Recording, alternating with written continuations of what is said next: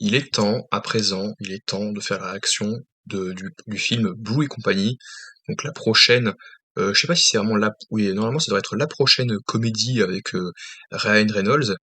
Si on enfin je crois que normalement, je sais pas quand est-ce que le film sort, mais, si on enlève Deadpool et Wolverine, parce que Deadpool et Wolverine, même si ce sera donc un film du MCU, ça resterait une comédie, ça resterait dans la droite lignée donc, des 2 précédents opus, donc, Deadpool. Mais il y a Blue et compagnie également, on devrait retrouver donc notre bon vieux Ryan Reynolds dans ce film. Je crois que c'est avec des créatures imaginaires, ouais, donc j'ai pas regardé donc Imaginary, donc qui est censé donc être un film enfin, de frayeur ou d'épouvante, donc avec les personnages imaginaires, des nounours en peluche qui prennent vie, qui sont ils veulent te trucider. Non, mais on va quand même faire la réaction de Blue et compagnie qui, contrairement à Imaginary, donc partent tirer plus vers une comédie. Donc c'est parti, on va faire la petite réaction. Et voilà. Voilà.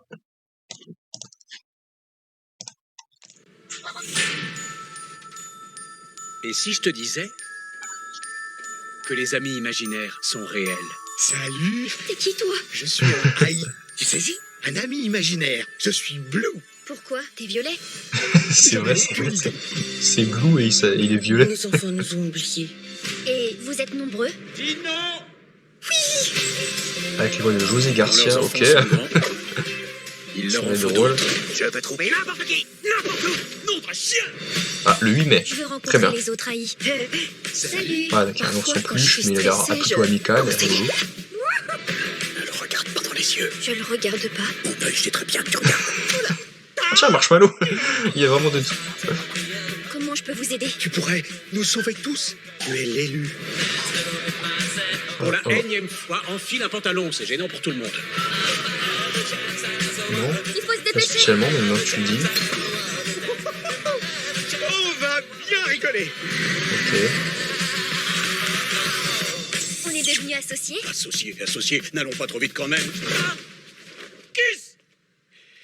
Non mais quelle idée de créer un ami invisible. Maman a dit si tu manges trop de bonbons, t'auras mal au ventre. Mais j'ai dit... Oh la honte, Typiquement. Montez jusqu'ici. je suis Comme s'il y en a désolée. qui jouaient avec leurs friandises, leurs bonbons. Ouais, je joue avec eux. C'est rigolo. Donc ça promet d'être sympathique, d'accord. Très très bien. Alors du coup, ouais, ce que je disais tout à l'heure aussi quand elle disait tu es l'élu, c'est quelque chose qui commence à me pomper, mais à me saouler en fait, qu'on l'utilise à outrance. J'ai l'impression qu'on l'entend quelques fois, c'est dit d'une manière un peu plus maligne, ou enfin maligne, pas vraiment, mais c'est dit de manière différente. Comme par exemple la grande aventure Lego, c'était pas ça, c'était genre non, c'était maître constructeur, donc quelque chose qui n'a absolument rien à voir. Maître constructeur, c'est genre quelqu'un qui voilà, un bricoleur, en même temps bricolage, Lego, construction, voilà. Mais ça voulait clairement dire ça veut dire l'élu en fait. Hein. La finalité c'est ça, c'est que effectivement c'est une prophétie, et qui dit prophétie il dit élu, qui dit élu et prophétie il dit un méchant qui est en mode ah mais ça n'existe pas, tu l'as inventé, donc le président business machin, donc Will Ferrell. Mais sinon dans tous les films, Rebel Moon typiquement, je crois qu'il y a c'est droppé aussi, je crois que typiquement Kara ou Korra qu'on va avoir droit, donc la partie 2 c'est pareil, c'est l'élu qui vient donc comme Star Wars, Luke est censé être l'élu. Du coup on se dit mais qui est le nouvel élu dans la postlogie? Est-ce que c'est toujours Luke, le vieux Luke, ou est-ce que c'est donc quelqu'un de la nouvelle génération? Voilà, c'est toujours pareil, c'est des choses qu'on a vues dans plein de films et tout, donc c'est du classique. Mais dans une comédie comme ça, oui, et puis il y a quelque chose que j'ai pas souligné, mais à mon avis dans le film, ce qui va être traité, c'est que, comment dire, comme les enfants imaginent donc des petits camarades, donc que ce soit donc leur nounours en peluche ou ce genre de choses, eh bien ils grandissent. Donc c'est-à-dire qu'au bout d'un moment, il est temps de passer à autre chose. Et voilà, donc on n'a plus d'amis imaginaires, on a des amis en vrai. Voilà, parce que c'est vrai que moi, j'avais des amis quand j'étais tout jeune, mais un peu moins en arrivant lycée, j'étais un peu dans mon coin, parfois, quelques fois, je mangeais tout seul, donc voilà, la moitié du temps. Et quelques fois, je mangeais avec mes camarades de classe, mais à l'extérieur, j'avais personne. À l'extérieur, j'avais personne, donc bon, comme ami, j'avais plus personne pendant des années. Mais j'avais plus d'amis imaginaires. Donc quand j'étais tout petit, j'en avais, mais ça a duré quelques mois. Ouais, des amis imaginaires, ça a pas été une grande période. Vu que j'avais des amis, donc j'avais pas à compenser donc l'absence d'amis.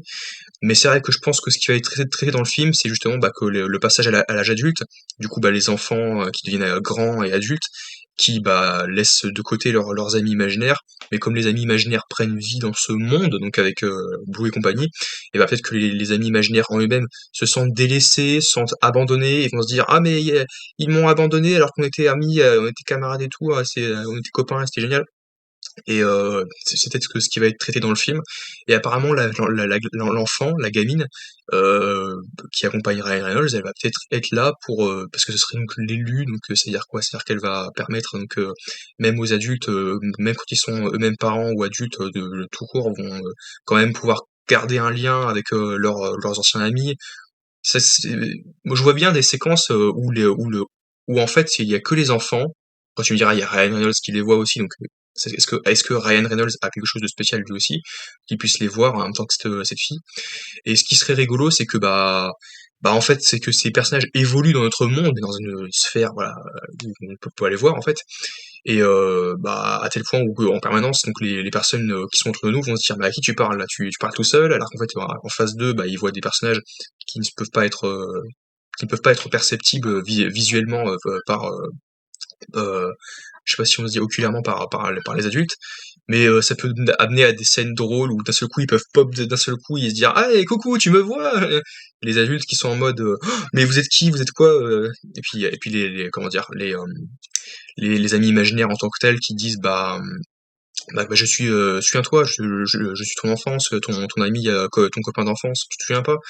Ouais, bref, je conclure là-dessus, je veux dire, bon, bah, c'est pas spécialement un film que j'allais voir, mais parce que, ouais, ce genre de comédie, c'était comédie familiale, quoi, donc les comédies familiales, c'est pas les films que je viens voir au cinéma. Moi, les films que je viens voir au cinéma, outre les super-héros et Marvel et la science-fiction, bah, c'est des films, bah, parfois en spectacle ou des comédies, mais des comédies d'aventure, ouais, ou qui de l'aventure, qui a un peu d'action, un tournant dans l'intrigue. Et mais non, ce genre de comédie, les comédies familiales, c'est des films que je regarde en DVD avec ma famille, quoi. Donc là, on rigole ensemble, tous ensemble. Mais c'est pas des films que je vais voir au cinéma, en fait. C'est des films qu'on regarde en DVD ou sur Canal ensemble. N'hésitez pas donc à dire si vous êtes intéressé par ce film ou pas, ou si ça vous intéresse pas. Et on se retrouve à très vite pour une nouvelle vidéo en compagnie.